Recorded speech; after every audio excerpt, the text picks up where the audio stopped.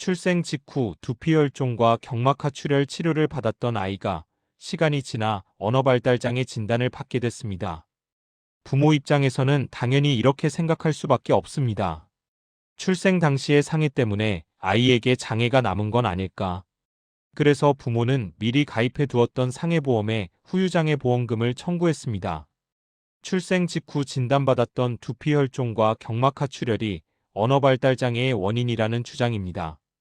하지만 보험사의 답변은 달랐습니다. 출생 당시 상해와 현재의 언어발달장애 사이의 의학적인 인과관계를 인정하기 어렵다. 보험금 지급은 거절됐습니다. 이 사건의 핵심 쟁점은 단 하나였습니다. 출생 당시 발생한 상해가 언어발달장애의 원인이라고 법적으로 인정할 수 있느냐는 점입니다. 약관을 보면 기준은 비교적 단순합니다. 보험기간 중 상해로 인해 장애 분류표상 후유장애가 남았을 경우 보험금을 지급한다고 되어 있습니다. 문제는 바로 이 표현 상해로 인한이라는 부분입니다. 부모 측은 출생 당시 상해가 있었고 이후 언어발달장애가 나타났으니 그 인과관계는 충분하다고 주장했습니다. 하지만 법원의 판단은 달랐습니다. 서울 남부지방법원은 의무기록과 MRI 결과를 종합해 출생 당시 실질적인 뇌손상이 발생했다고 보기 어렵다고 판단했습니다. 일반적으로 뇌손상으로 인한 발달지연은 국소적인 신경학적 이상으로 나타나는데 그런 소견이 영상이나 기록에서 확인되지 않았다는 것입니다. 물론 법원도 두피혈종이 이론적으로는 뇌손상을 유발할 수 있고 그로 인해 언어장애가 발생할 가능성을 완전히 배제하지는 않았습니다. 하지만 동시에 다른 가능성도 함께 존재한다고 보았습니다. 바로 고페니랄라닌혈증 같은 대사이상 질환입니다. 이런 질환 역시 언어발달장애를 유발할 수 있는 독립적인 원인입니다. 결국 법원은 상해 외의 다른 원인 가능성이 배제되지 않는 이상 상해로 인한 후유장애라고 단정하기 어렵다고 판단했습니다. 그래서 보험금 청구는 받아들여지지 않았습니다. 이 판결에서 우리가 반드시 짚어야 할 부분이 있습니다. 보험금 지급권에서 인과관계는 단순한 시간 순서로 인정되지 않는다는 점입니다.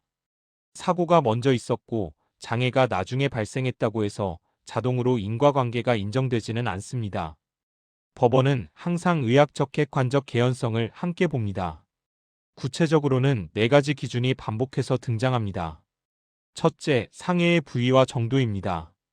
장애를 유발할 만큼의 손상이었는지, 그 손상이 기능 저하로 이어질 가능성이 충분했는지를 봅니다. 둘째, 치료 경과입니다. 치료가 정상적으로 진행되어 회복이 이루어졌는지 아니면 후유증이나 합병증이 남았는지가 중요합니다. 셋째, 상해와 장애 사이의 시간적 간격입니다. 시간이 길어질수록 상해의 기여도는 약해지고 다른 원인의 개입 가능성은 커집니다. 넷째, 기저질환이나 기왕증처럼 다른 원인이 존재할 가능성입니다. 이 가능성이 배제되지 않으면 상해의 인과관계 인정은 매우 어려워집니다.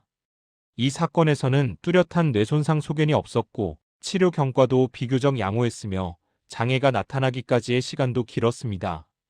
이 모든 요소가 상해 인과관계를 약화시키는 방향으로 작용한 것입니다. 정리하면 보험에서 말하는 후유장애는 사고가 있었으니 장애가 생겼다는 감정의 문제가 아닙니다. 객관적인 의학적 개연성과 다른 원인 가능성까지 함께 입증돼야 하는 영역입니다. 보험금 분쟁에서 인과관계는 가장 중요한 기준이자 가장 어려운 장벽이라는 점을 이 사건은 분명히 보여주고 있습니다. 영상이 도움이 되셨다면 좋아요, 알림 설정, 구독 부탁드려요.